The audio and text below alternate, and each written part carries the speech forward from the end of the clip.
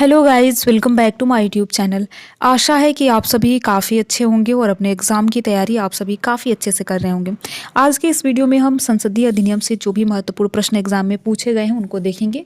और संसदीय अधिनियम का ये पार्ट थर्ड है। इसके पिछले दो पार्ट आ चुके हैं। अगर आपने पार्ट फर्स्ट और सेकंड नहीं देखा है तो एक बार ज़रूर देखिए। देखिए, यहाँ पर मेरे द्वारा केवल उन्हीं प्रश्नों को बताया जाता है जो कि एग्ज़ाम में पूछे गए हैं एक से अधिक बार। ठीक है, तो एक प्रकार से आप देख सकते हैं कि ये PYQ ये पॉलिटी का PYQ है, जो कि इसमें हम बात करेंगे संसदीय अधिनियम से जो भी महत्वपूर्ण प्रश्न पूछे गए हैं, चाहे आपका UPPSC का एग्जाम हो, ARO का एग्जाम हो या फिर BPSC का एग्जाम हो। तो अगर आपने पॉलिटी पढ़ रखा है तो इसे रिवीजन के तौर पर भी आप देख सकते हैं। ठीक है, तो चलिए यहाँ पर हम पहला प्रश्न देखते हैं।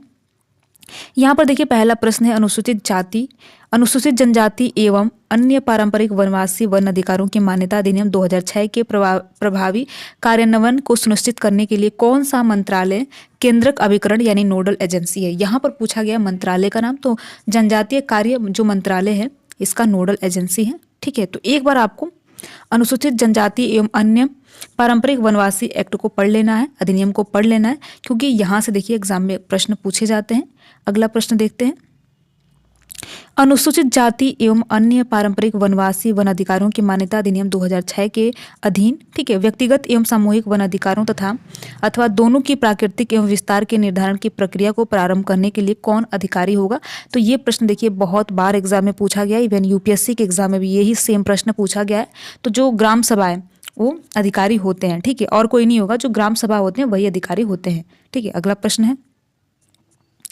भारत सरकार द्वारा राष्ट्रीय हरित अधिकरण यानी NGT की स्थापना हुई थी। यहाँ पर पूछा गया है कि NGT की स्थापना कब हुई थी, तो 2010 में हुई थी। 10 अक्टूबर 2010 में हुई थी। अगर इसके मुख्यालय की बात करें तो दिल्ली इसका मुख्यालय है NGT का। थोड़ी सी बात देखिए, अगर हम NGT पर करें तो नेशनल ग्रीन ट्रिब्यूनल इसका फुल फॉर्म होता है। इसकी स्थापना पर्यावरण संरक्षण और वनों की सुरक्षा के लिए इसकी स्थापना की गई। और देखिए, इसकी स्थापना 10 अक्टूबर 2010 को किया गया और इसका मुख्यालय दिल्ली में है। ठीक है, और देखिए एग्जाम में ये भी प्रश्न पूछ लिया जाता है कि किस अधिनियम के तहत बनाया गया है। तो देखिए, राष्ट्रीय हरित अधिकरण अधिनियम के तहत जो है राष्ट्रीय हरित अधिकरण की स्थापना की गई है 2010 में। तो इस प्रकार से एग्जाम में प्रश्न पूछे जाते हैं। अगला प्रश्न देखते हैं।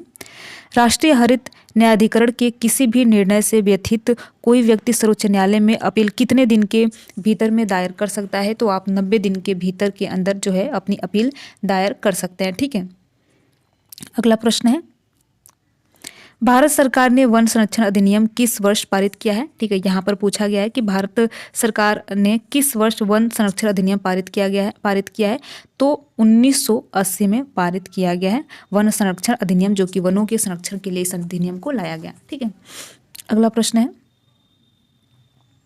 देखिए, अगला प्रश्न यहाँ पर है। भारत में आपदा प्रबंधन के लिए राष्ट्रीय आपदा प्रबंधन डिवीजन गृह मंत्रालय में एक नोडल डिवीजन है। राष्ट्रीय आपदा प्रबंधन प्राधिकरण का पदेन अध्यक्ष कौन होता है। यहाँ पर पूछा गया है कि राष्ट्रीय आपदा प्रबंधन का पदेन अध्यक्ष कौन होता है। तो प्रधानमंत्री जी पदेन अध्यक्ष होते हैं। ठीक है, अगला प्रश्न है। भारत सरकार ने protection of plant varieties and farmers right अधिनियम किस वर्ष पारित किया है। यहाँ पर पूछा गया है protection of plant varieties and farmers act right act अधिनियम किस वर्ष पारित किया गया है। तो 2001 में एक्ट ये पारित किया गया है। ठीक है, अगला प्रश्न है। राज्य खाद्य आयोग की स्थापना किस अधिनियम के अंतर्गत होती है। यहाँ पर देखिए राज्य का पूछा गया।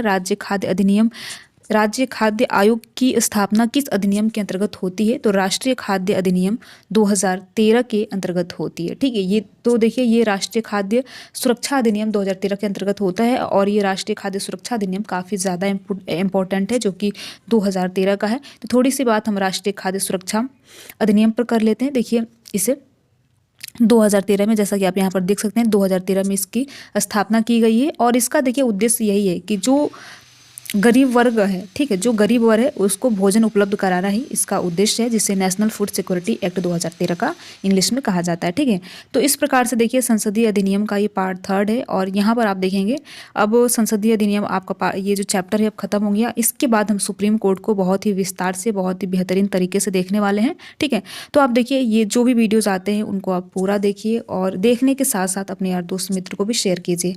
तो अगर आपने हमारा पॉलिटी का चैप्टर जैसे प्रस्तावना, मूल अधिकार, मूल कर्तव्य, प्रधानमंत्री राष्ट्रपति, ये सारे चैप्टर मेरे द्वारा अपलोड किए जा चुके हैं, जो कि पॉलिटी का बहुत ज़्यादा इंपॉर्टेंट चैप्टर है और यहाँ से एग्जाम में प्रश्न हर साल और हर एग्जाम में पूछे जाते हैं। तो एक बार आप उन वीडियोज़ को ज़रूर देखिए।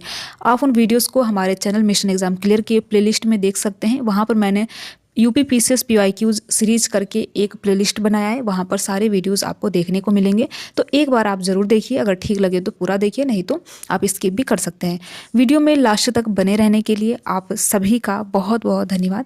अगर आपको ये वीडियो अच्छा लगा हो, इस वीडियो की जानकारी अच्छी लगी हो, तो वीडियो को लाइक कर सकते हैं, अपने यार दोस्त मित्र को शेयर कर सकते हैं। अगर आप हमारे चैनल पर नए हो तो चैनल को सब्सक्राइब भी कर सकते हैं। Thank you.